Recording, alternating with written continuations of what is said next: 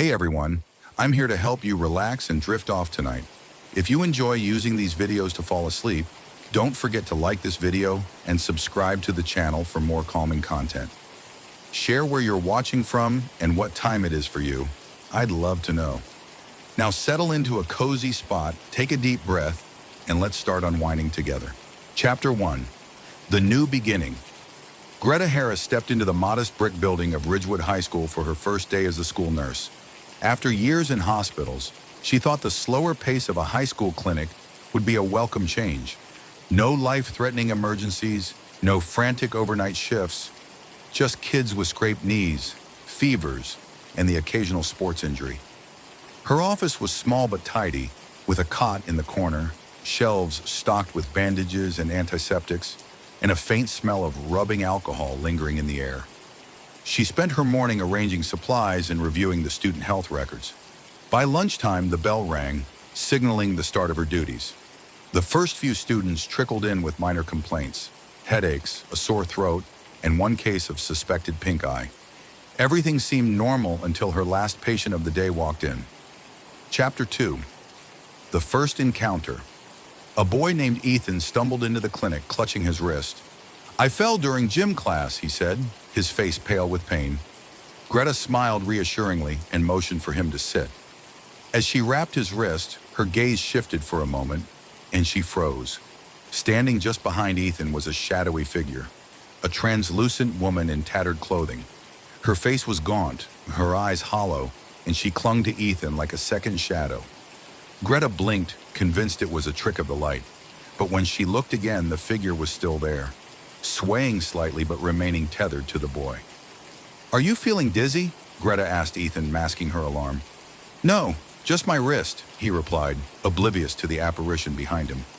As soon as she finished bandaging his arm, the figure let out a silent wail, dissolved into a cloud of mist, and disappeared. Greta felt her pulse quicken. "What was that?" she whispered to herself. Chapter 3. A pattern emerges. Over the next week, Greta noticed the same phenomenon with every injured student who entered her clinic. A girl with a twisted ankle had a sobbing child clinging to her shoulder.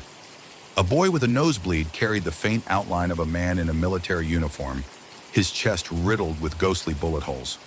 At first, Greta thought she was losing her mind. The figures never spoke, but their presence was undeniable.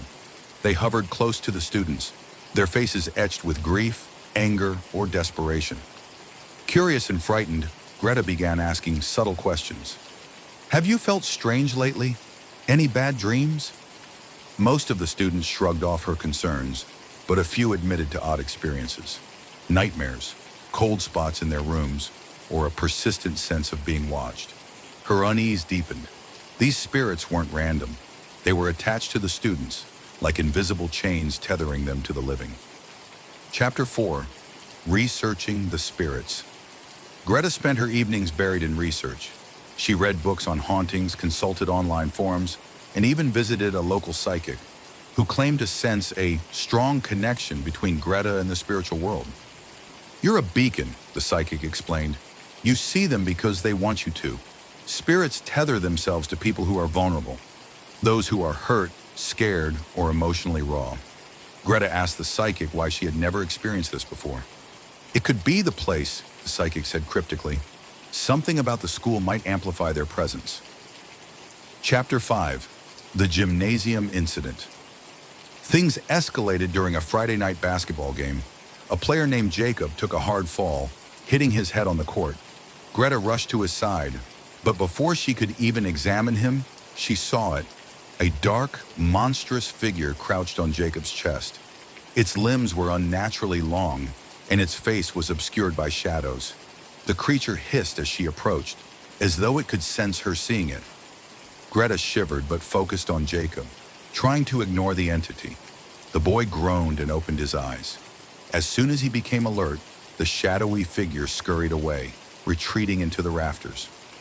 Greta felt an overwhelming sense of dread, realizing these spirits weren't just remnants of the past. They were predators. Chapter 6. Unearthing the Past. Determined to understand what was happening, Greta delved into the history of Ridgewood High. What she discovered sent chills down her spine. The school was built on land that had once been the site of a tragic train accident in the 1920s. Dozens of passengers had died in the crash, their bodies scattered across the fields that would later become the school grounds. Over the years, there had also been several mysterious accidents on campus. Students falling from staircases, unexplained fires, and even a teacher who vanished without a trace. The spirits, it seemed, were remnants of these past tragedies, lingering on the land and attaching themselves to anyone who showed vulnerability.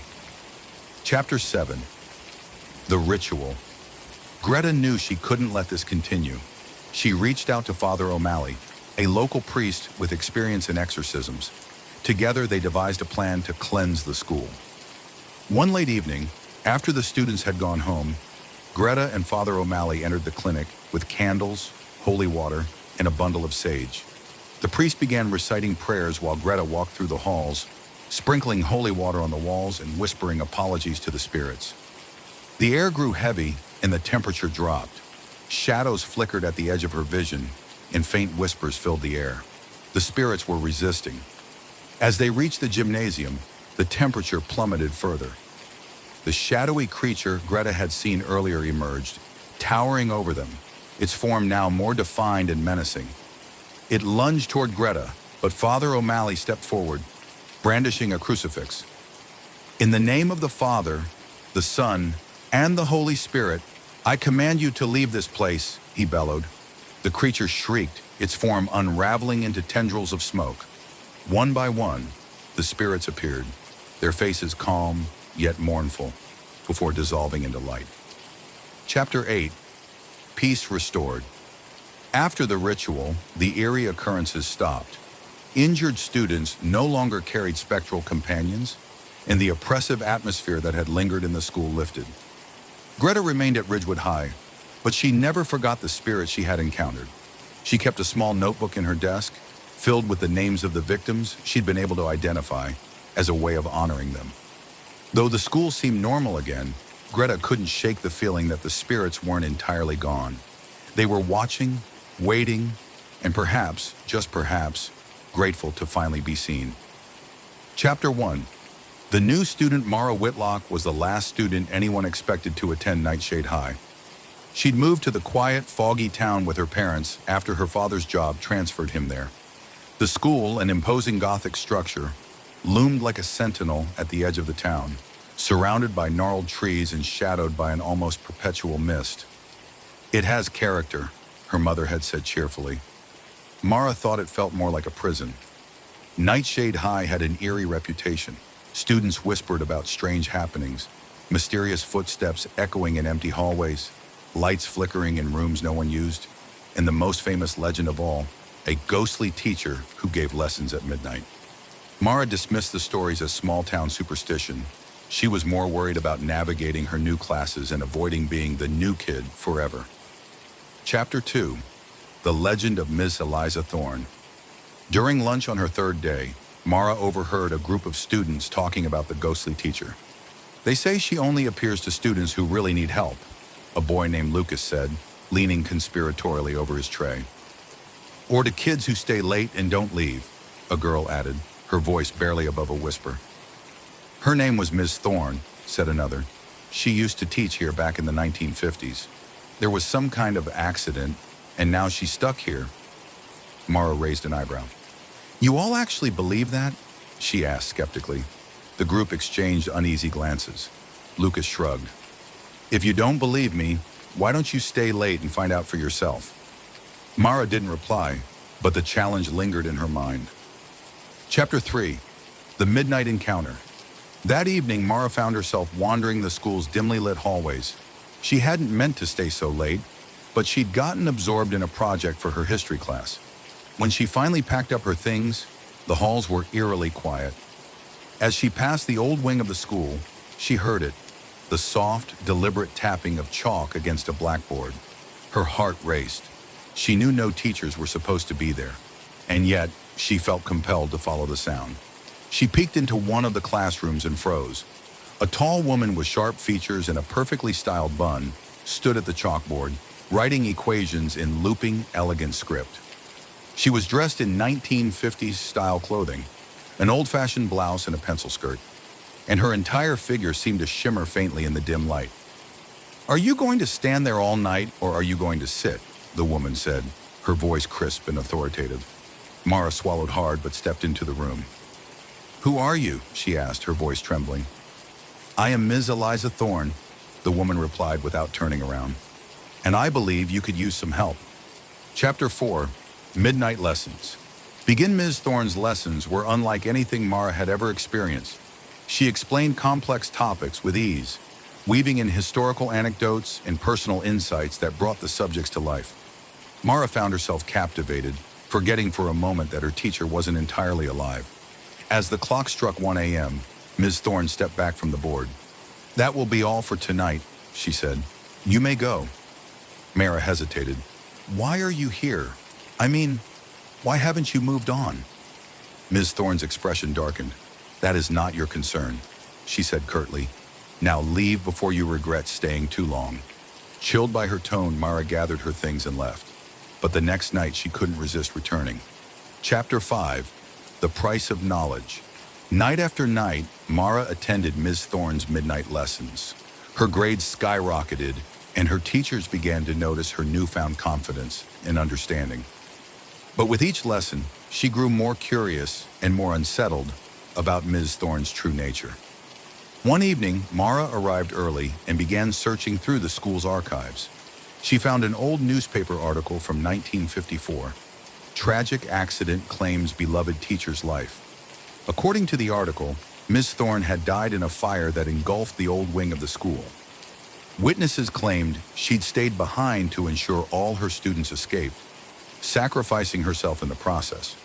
But there was a second article, buried deeper in the archives, that painted a different picture. It suggested the fire wasn't an accident. Rumors hinted that Ms. Thorne had discovered something dark about the school, a secret that someone had been willing to kill to keep hidden. Chapter 6, The Shadows in the Hall. After learning the truth, Mara began noticing changes in Ms. Thorne's demeanor. Her lessons grew more intense, her voice sharper, and her presence darker. One night, as Mara stayed late to ask a question, she noticed shadows moving unnaturally in the corners of the room. "Ms. Thorne, what's happening?" she asked, her voice shaking. "They don't like you digging into the past," Ms. Thorne replied without looking at her. "The more you know, the more danger you invite." "Who are they?" Ms. Thorne turned to face her, and for the first time, Mara saw fear in her ghostly eyes. "Leave it alone, Mara. Leave me alone." Chapter 7, The Hidden Secret. Ignoring Ms. Thorne's warning, Mara continued her research. She discovered that the school had been built on land once owned by a powerful family with ties to the occult. Strange deaths and disappearances had plagued the property for decades, long before the school was constructed. Ms. Thorne, it seemed, had stumbled upon evidence of these events shortly before her death. Mara realized that the teacher's spirit wasn't just lingering out of dedication. She was trapped, bound by the same dark forces that haunted the school. Chapter 8, Breaking the Cycle. Mara devised a plan to help Ms. Thorne move on. She enlisted the help of Lucas and a few other brave students, explaining what she'd learned. Together, they gathered in the old wing at midnight, armed with candles, salt, and a book of protective spells Mara had found in the library. As they began the ritual, the temperature in the room dropped, and the shadows grew thicker. Miss Thorne appeared, her form flickering and unstable. "What are you doing?" she demanded, her voice echoing unnaturally. "We're freeing you," Mara said. "No!" Miss Thorne shouted. "You don't understand. If I go, they'll turn their attention to you." But it was too late. The shadows surged forward, forming into grotesque, faceless shapes. The students held their ground, reciting the incantation as the figures writhed and howled. Miss Thorne's ghostly form began to glow, her edges softening as tears streamed down her translucent cheeks. "Thank you," she whispered. "I hope you never know the price I paid to protect you."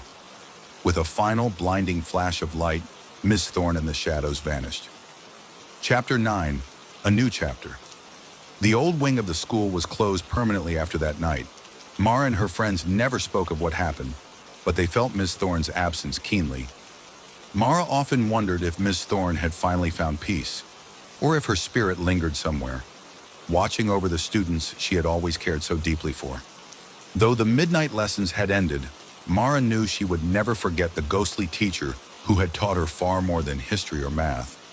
Ms. Thorne had taught her courage, loyalty, and the power of uncovering the truth, no matter how dark it might be. Chapter 1. The First Disappearance. Ravenwood High had always been a quiet, unremarkable school nestled in a sleepy little town. That changed on a chilly October morning when Daniel Harper, a senior, didn't show up for homeroom. At first, no one thought much of it.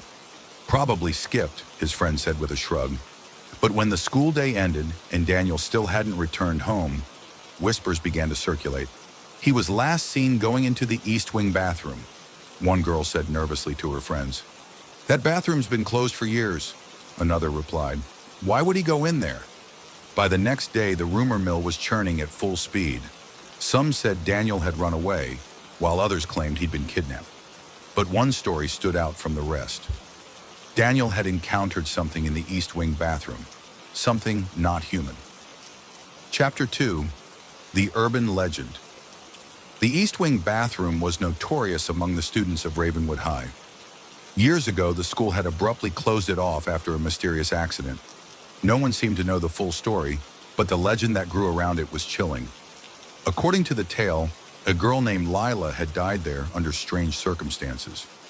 Some said she'd slipped and hit her head. Others claimed she'd been locked in the bathroom as a cruel prank and drowned when the sink overflowed. The most unsettling version, though, was that Lila's death had been deliberate, a revenge plot gone too far. In every version, one detail remained the same. Lila's ghost haunted the bathroom, waiting for students foolish enough to enter. Chapter 3. Another victim.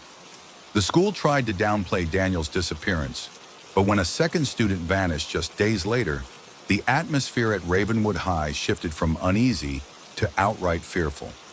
This time, it was Emily Cross, a sophomore known for her curiosity. She'd been dared by her friends to sneak into the East Wing bathroom and take a selfie to prove she wasn't scared. She never returned. The next morning, her phone was found just outside the bathroom door. The screen shattered. When the police examined it, they found a single photo, a blurry, shadowy figure standing behind Emily, its face pale and expressionless. Chapter 4. The Warning. The principal addressed the student body during an emergency assembly. I want to remind everyone that the East Wing bathroom is strictly off limits, she said sternly. If you see anyone attempting to enter, report it immediately. The warning had the opposite effect. Students became obsessed with the bathroom, daring each other to approach it. Despite their fear, they were drawn to the mystery, like moths to a flame. Mara Hayes, a junior with a reputation for investigating the school's weirdest rumors, decided to dig deeper. There has to be a logical explanation, she told her best friend Ethan. Ghosts aren't real. You're playing with fire, Ethan warned. Just let it go. But Mara couldn't. Chapter 5. The Investigation. Mara started her investigation in the library, poring over old yearbooks and newspaper clippings. She discovered a brief article from 1978 about a student named Lila Harris, who had died in a tragic accident at the school. The article was frustratingly vague, offering no details about how or why she died. Curious, Mara tracked down Mrs. Cartwright, the oldest teacher at Ravenwood. What do you remember about Lila Harris? Mara asked. Mrs. Cartwright hesitated, her face pale. Lila was different, she said carefully. She didn't have many friends. Kids can be cruel, you know. There was an incident in the bathroom. That's all I'll say. When Mara pressed her for more information, Mrs. Cartwright abruptly ended the conversation. Chapter 6. The Encounter. Unable to resist, Mara decided to investigate the bathroom herself. She waited until after school, when the halls were empty and the janitor had gone home. Armed with a flashlight, she made her way to the East Wing. The bathroom door was covered in peeling paint and plastered with "Do Not Enter" signs. Mara hesitated, then pushed the door open. Inside, the air was cold and damp, and the room smelled faintly of mildew. The mirrors were cracked, and the sinks were rusted. As Mara moved deeper into the room, she felt a sudden chill. "Hello?" she called out, her voice echoing. A soft sobbing sound filled the air. Mara spun around, shining her flashlight wildly. The sound grew louder, coming from one of the stalls. Against her better judgment, she stepped forward and pushed the stall door open. Standing there was a girl in a torn, water-stained dress. Her head hung low, and her dark hair obscured her face. Slowly, she looked up, revealing hollow eyes and a twisted, sorrowful smile. "Stay with me," the girl whispered. Mara screamed and bolted from the bathroom, not stopping until she was outside the school. Chapter 7. The Trap. The next day, Mara confided in Ethan, who was skeptical but agreed to help. "If we can figure out what Lila wants, maybe we can stop this," Mara said. They returned to the bathroom that night, bringing salt, candles, and a digital recorder. "Ghost hunting 101, Ethan joked nervously. As they set up, the temperature plummeted. The sobbing began again, louder this time. The stall door slammed shut on its own, and Lila appeared, her form flickering like static on a broken TV. "You don't belong here," she said, her voice layered with anger and pain. "They hurt me, and now they'll hurt you." "Who hurt you?" Mara asked, her voice shaking. Lila pointed to the mirror and words began to appear, scrawled in fog. They lied. They knew. Chapter 8. The Truth Uncovered. Mara and Ethan pieced together the truth. Lila hadn't died in an accident. She'd been bullied relentlessly by a group of students who had locked her in the bathroom as a cruel joke. When a pipe burst and the room began to flood, no one came to help her. The school had covered up the incident to protect its reputation. Armed with this knowledge, Mara and Ethan decided to confront Lila one last time. Chapter 9. The Final Confrontation. They returned to the bathroom with a plan to help Lila move on. "We know the truth," Mara said as Lila appeared. "You didn't deserve what happened to you." Lila's ghost trembled, her expression softening. "No one cared," she whispered. "We care," Ethan said. "We'll make sure everyone knows what happened. You don't have to stay here anymore." The shadows in the room seemed to lift, and Lila's form began to fade. "Thank you," she said softly before disappearing completely. Chapter 10. A New Beginning. The disappearances stopped, and the East Wing bathroom was permanently sealed. Mara wrote an article for the school newspaper exposing the truth about Lila's death. Though the school tried to downplay the story, the students never forgot. Lila's name became a reminder of the importance of kindness and the dangers of ignoring the past. Mara often wondered if Lila had truly found peace. Sometimes late at night, she thought she heard faint sobbing in the distance, as if Lila's spirit still lingered, watching over the school that had failed her so long ago. Chapter 1. The Dare. It started as a joke, a way to kill time on a boring Friday night. Emma, Jake, Sarah, and Marcus were lounging in Emma's basement, scrolling through TikTok challenges and spooky Reddit threads. "This one's perfect," Jake said, holding up his phone. "A summoning ritual. It says all you need is candles, salt, and a mirror." Emma rolled her eyes. "That's so cliche. What are we supposed to summon? Bloody Mary?" "No, it's called the Veil Keeper," Jake replied, smirking. "The rules are simple. Draw a summoning circle, light some candles, and repeat the words on this website. It's supposed to open a portal to, I don't know, the spirit world or something." Sarah shivered. "Sounds creepy. Let's not mess with stuff like that." "Oh, come on," Marcus said, nudging her. "It's fake. What's the worst that could happen?" Famous last words. Chapter 2. The Ritual. The group quickly gathered the materials. Emma's basement, with its old furniture and dim lighting, was the perfect setting. They pushed the coffee table aside, drew a circle on the floor with salt, and placed a full-length mirror at one end. Jake read the instructions aloud. 1. Light 4 candles and place them at the cardinal points of the circle. 2nd, stand outside the circle and chant the summoning incantation 3 times. "Keeper of the veil, we call to thee. Open the path, let us see." 3. Never break the circle. Emma lit the candles while Jake and Marcus stood back. Sarah hesitated, her unease growing. "Are we sure about this?" Jake grinned. "It's just a dumb ritual. Nothing's going to happen." They stood in a loose circle around the salt ring, holding hands as Jake began the chant. Chapter 3. The First Sign. On the third repetition of the incantation, the temperature in the room plummeted. The candles flickered violently, though there was no draft. Guys, Sarah whispered, her voice shaking. Emma frowned. Jake, did you plan this? Are you messing with us? Jake shook his head, looking genuinely spooked. I didn't do anything. The mirror in the circle fogged over, as if someone were breathing on it from the inside. A faint, shadowy figure began to take shape in the glass. What the hell is that? Marcus asked, his bravado vanishing. The shadow moved closer, its outline sharpening. It wasn't just a figure. It was a humanoid shape, with elongated limbs and hollow eyes. Before anyone could react, the candles went out. Chapter 4. The Entity. The room was plunged into darkness.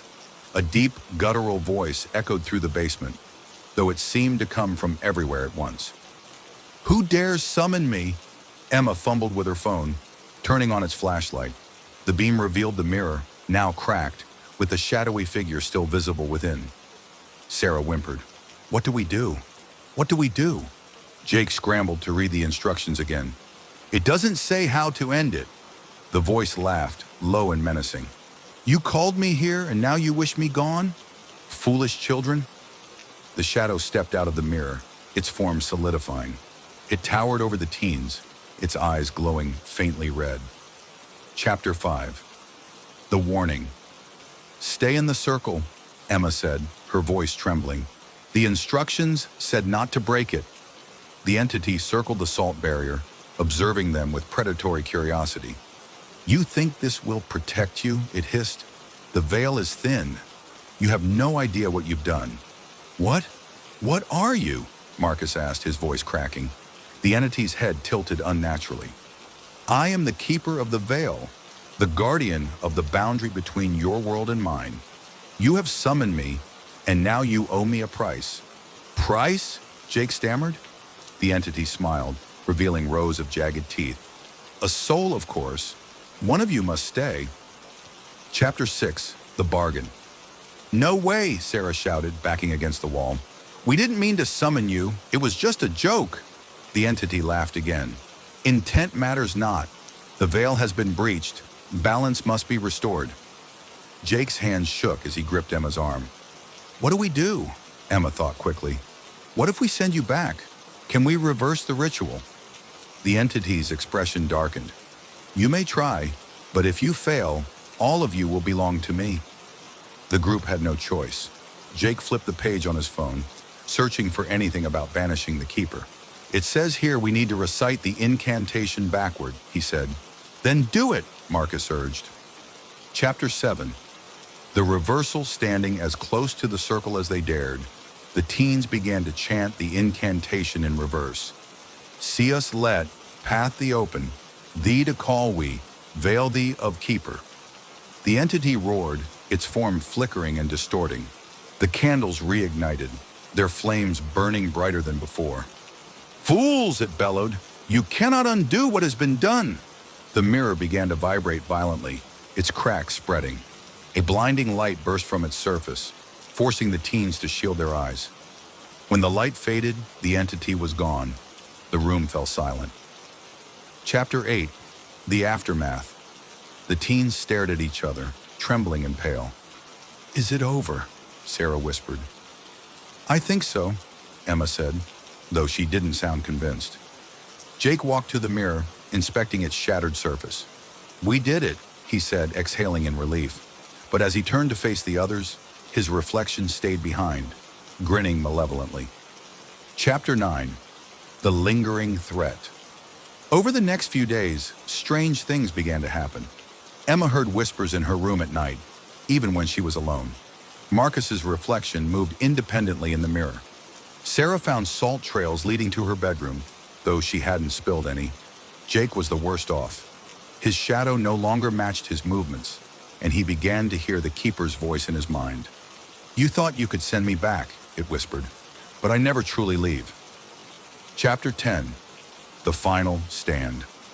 Desperate, the group returned to the basement, determined to finish what they'd started. This time they brought a proper ritual book, borrowed from the local occult shop.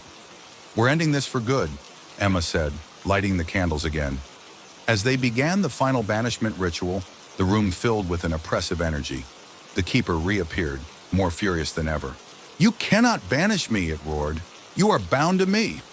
But the teens held their ground, chanting louder and louder. The circle of salt glowed, and the keeper's form began to dissolve. With a final, ear-splitting scream, it vanished into a burst of light. Epilogue. Though the keeper was gone, the teens were forever changed. The experience bonded them in ways they couldn't explain, but it also left them with scars, both physical and emotional. They never spoke of the ritual again, but none of them could shake the feeling that something still watched them from the shadows, waiting for the right moment to return. Chapter 1. A cozy holiday gathering. The Sinclair family loved Christmas. Every year they gathered in the grand old house that had been in their family for generations. Nestled in a snowy forest, the house seemed to come alive with the holiday spirit. Garlands hung from every doorway, the smell of cinnamon filled the air, and a massive tree adorned with antique ornaments stood in the living room. This year was no different. Evelyn Sinclair, the family matriarch, was bustling around the kitchen while her grandchildren, Lily and Ben, laughed as they strung popcorn garlands. Evelyn's son Michael and his wife Caroline sipped hot cocoa by the fire, enjoying the rare moment of peace. "Don't forget the pie-eating contest tonight," Evelyn reminded everyone. "It wouldn't be Christmas without it." Michael groaned playfully. "I think I gained 5 pounds just thinking about it." Ben piped up, "I'm going to beat everyone this year." Lily smirked. "In your dreams." None of them suspected that this cheerful tradition hid a dark secret. Chapter 2. The tradition's origins. Later that evening, as snow fell gently outside, the family gathered in the dining room. At the center of the table was a lineup of pies: apple, cherry, pecan, and pumpkin. The contest was simple. Everyone had to eat as much pie as possible in 10 minutes. The winner earned bragging rights and a silver trophy shaped like a pie. Evelyn placed the trophy on the mantel. "This tradition has been in our family for over a century," she said proudly. "It's what makes Christmas so special." Michael chuckled. "How did it even start, Mom?" Evelyn shrugged. "I think it was our great-great-grandfather, Edgar Sinclair. He wanted a way to bring everyone together during the holidays." Caroline frowned slightly. "Strange that there aren't any old photos or records of it." Evelyn waved her off. "It's just one of those things. Now let's dig in." Chapter 3. The Contest. The timer was set, and the family dove into their pies with gusto. Laughter filled the room as Ben smeared whipped cream on his nose and Lily tried to sabotage him by stealing his fork. As the timer ticked down, Michael suddenly paused. "Does anyone else feel weird?" Caroline frowned. "A little lightheaded, maybe, but it's probably all the sugar." Evelyn's smile faltered for a moment. "Nonsense. It's just holiday excitement." But as the contest ended and the family cheered, a strange sensation swept over them, a mix of dizziness and unease, like a shadow passing through the room. Chapter 4. The Nightmares. That night, the entire family was plagued by nightmares. Lily dreamed of wandering the house's dark hallways, chased by shadowy figures whispering her name.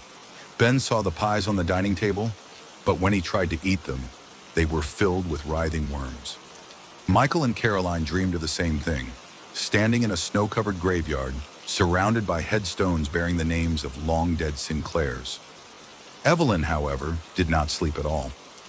She sat in the living room, staring at the pie trophy with a haunted expression. Chapter 5. The Discovery.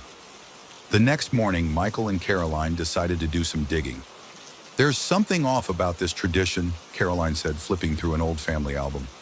"Yeah," Michael agreed. "Mom's never been great with details, but I don't remember hearing about this contest when we were kids."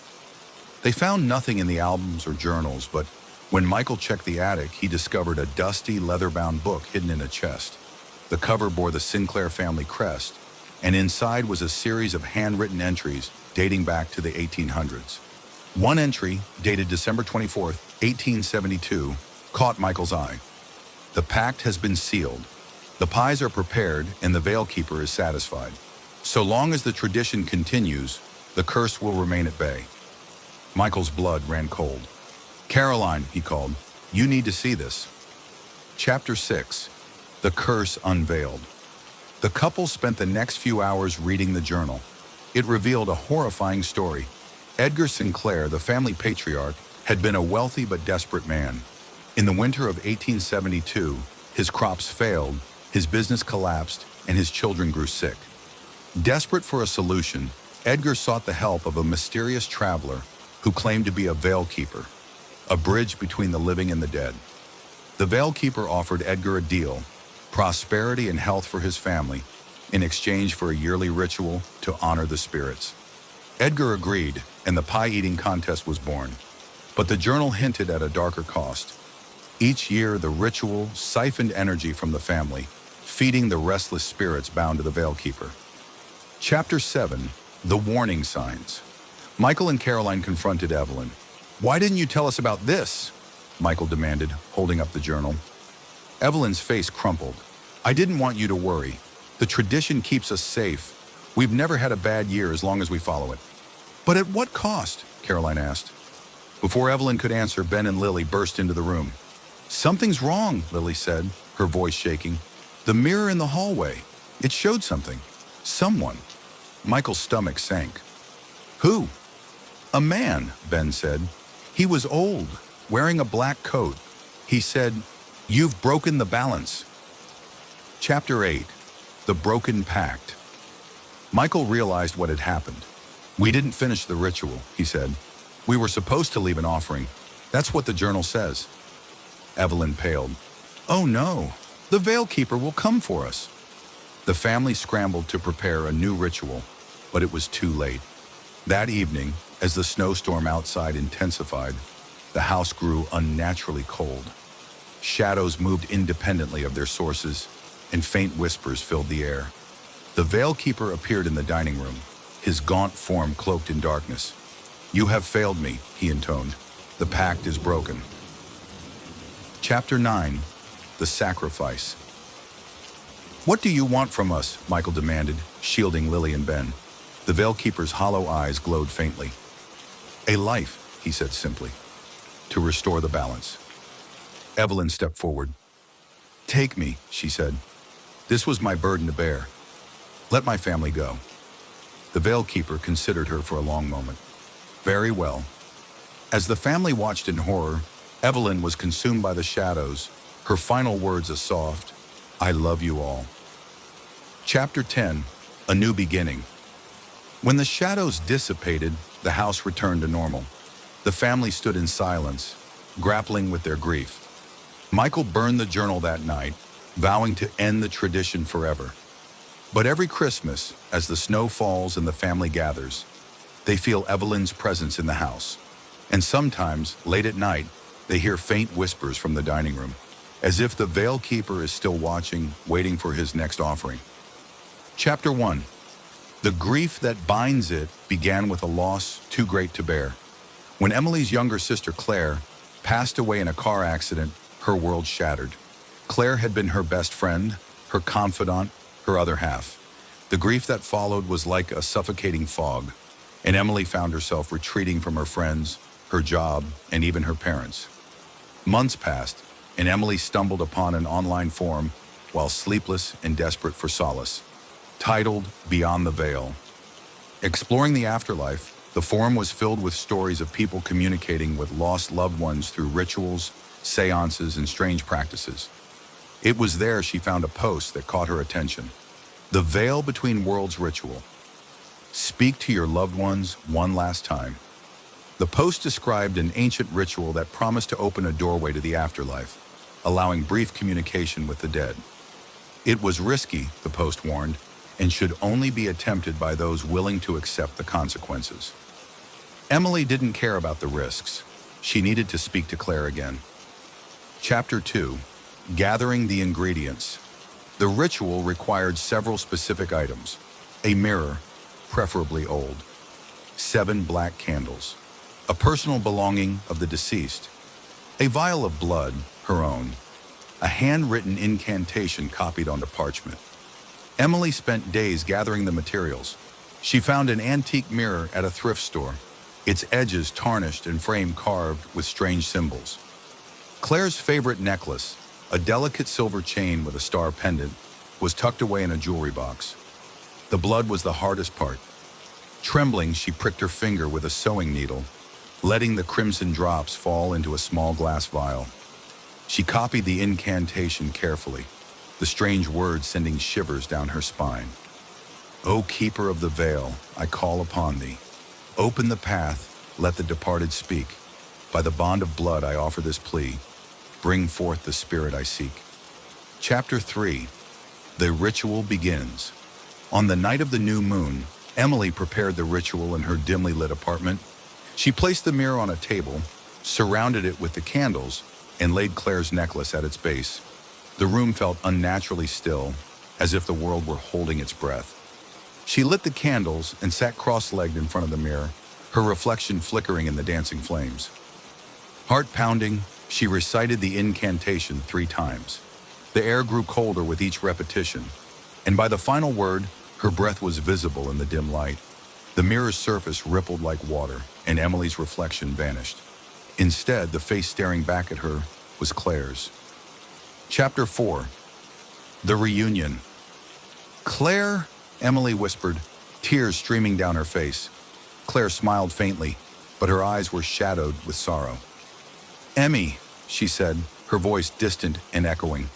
"You shouldn't have done this." "I had to," Emily said, clutching the necklace. "I couldn't move on without saying goodbye."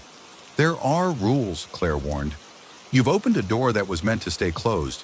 It's not safe." Before Emily could respond, a low, guttural growl resonated through the room. The candles flickered violently, and the mirror darkened, Claire's image fading. "Something's here," Claire said urgently. "You have to close the door." "How?" Emily cried, panic rising. But before Claire could answer, a clawed hand slammed against the inside of the mirror, shattering the surface into jagged shards. Chapter 5. The Entity. The room plunged into darkness. Emily scrambled backward as a towering figure emerged from the broken mirror. Its form was shrouded in shadow with glowing red eyes and twisted, skeletal limbs.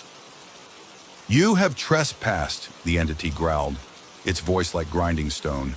"The living have no right to disturb the dead." "I just wanted to see my sister," Emily stammered, her voice shaking. The entity tilted its head, a cruel smile spreading across its featureless face. "You will see her again, when your soul is mine." The creature lunged, but Emily grabbed one of the black candles and hurled it at the mirror shards.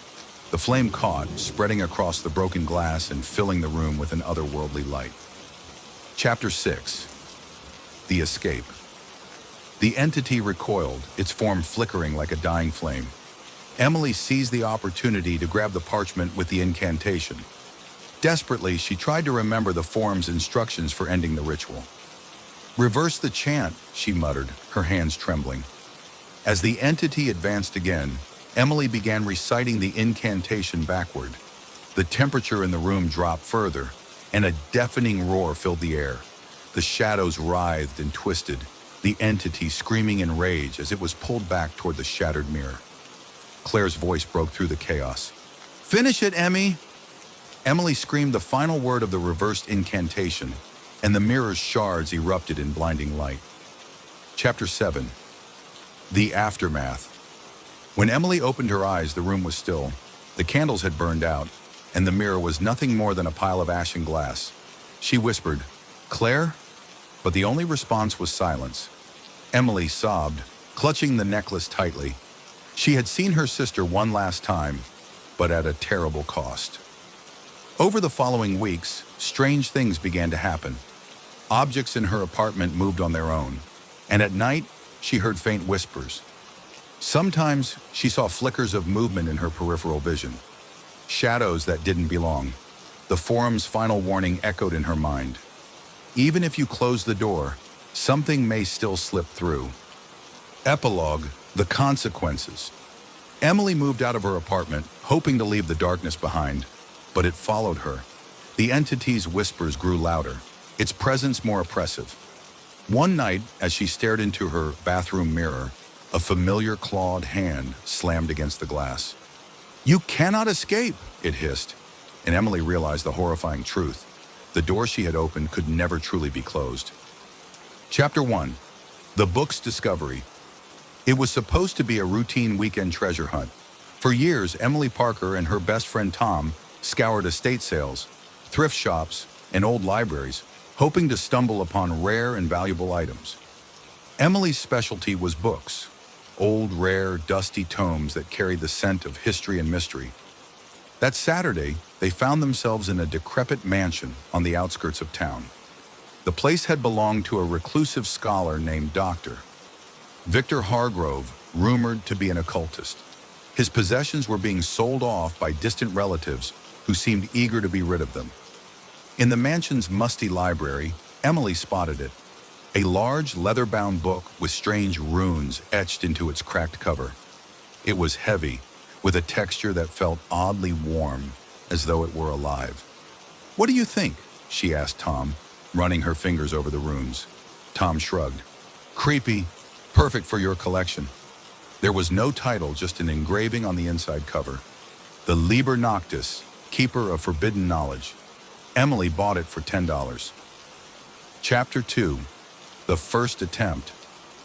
Back at her apartment, Emily placed the book on her desk and flipped through the brittle, yellowed pages.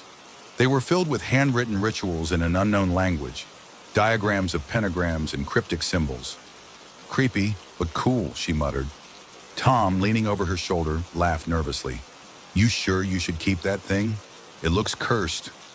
"Relax," she said, brushing him off. "It's just an old book." But that night, Emily woke to the sound of rustling paper. She turned on the light and froze. The book was open on her desk, though she was certain she had closed it. A single page glowed faintly in the darkness, the symbols writhing as if alive.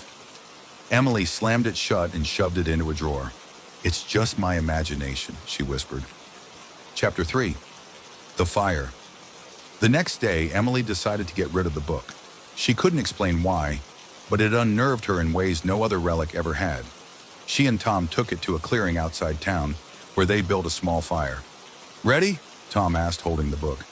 Emily nodded. "Let's do it." Tom tossed the Liber Noctis into the flames. For a moment, nothing happened.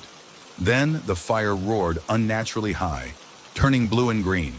The book sat in the center, untouched, the flames licking its edges but failing to consume it. "What the hell?" Tom muttered.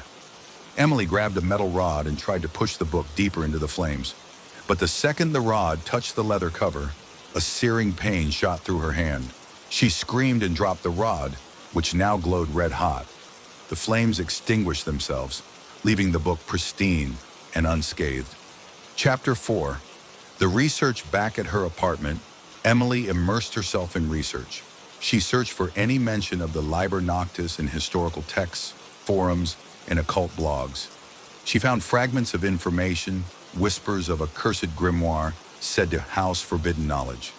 According to legend, the book was indestructible, bound by a pact with a dark entity known as the Archivist.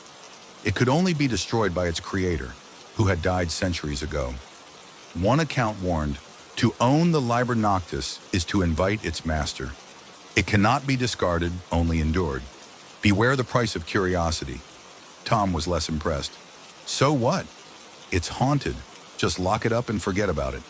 "I don't think it'll let me," Emily replied, her voice trembling. Chapter 5. The Book's Power. The next few days were a nightmare. Every time Emily tried to leave her apartment, the book reappeared in her path. She locked it in a trunk, only to find it on her nightstand. She threw it into the river, but it was back on her desk by morning, its pages damp but undamaged. The book began to invade her dreams. She saw herself standing in a vast, dark library, shelves stretching endlessly into the void. A figure cloaked in shadows watched her from a distance, its glowing eyes piercing through the darkness. "You belong to me now," it whispered. Emily woke in a cold sweat, the book open on her chest. Chapter 6. The Ritual Gone Wrong. Desperate, Emily decided to perform one of the book's rituals in hopes of breaking its hold on her. She chose a purification ritual, one that claimed to sever ties with dark entities. With Tom's reluctant help, she gathered the required items: salt, candles, a silver blade, and a personal offering. That night, they performed the ritual in her living room. Emily stood inside a circle of salt, holding the blade, while Tom read the incantation from the book. The air grew heavy, and the candles flickered violently. At first, nothing happened. Then a deafening roar filled the room, and the shadows on the walls twisted and writhed. "You dare defy me?" a voice boomed. The figure from Emily's dreams appeared, its form emerging from the shadows. It was the archivist, its body cloaked in tattered robes, its face obscured. "You are bound," it said, pointing a skeletal finger at Emily. "Your defiance will not go unpunished." The salt circle disintegrated, and Emily was thrown backward. The book snapped shut, its runes glowing ominously. Chapter 7. The Archivist's Bargain. When Emily awoke, the room was dark. Tom was gone, and the book lay open beside her. A voice whispered from its pages, "You cannot destroy me, but you can end your suffering." Emily hesitated. "What do you want?" "A sacrifice," the voice replied. "Give me another to take your place, and I shall release you." "No," she said firmly. "I won't hurt anyone else." The archivist laughed coldly. "Then you will carry my burden for eternity." Chapter 8. The Final Act. Emily refused to give in. She dedicated herself to finding another way, consulting occult experts and diving deeper into forbidden knowledge. Each attempt to banish the book failed, and each failure cost her more: her job, her friends, her sanity. Tom, fearing for his own safety, eventually abandoned her, leaving her alone with the cursed tome. One night, as Emily stared at the book, she made a decision. If she couldn't destroy it, she would hide it where no one could find it. She drove deep into the mountains to an abandoned mine she had read about online. There, she buried the Liber Noctis in a sealed metal box, hoping it would remain hidden forever. Epilogue: The curse endures. Years later, a group of hikers exploring the old mine stumbled upon a metal box. Inside, they found a pristine, leather-bound book with strange runes on its cover. One of them smiled. "Looks like we just found something valuable." And so the Liber Noctis found new owners, its curse beginning anew.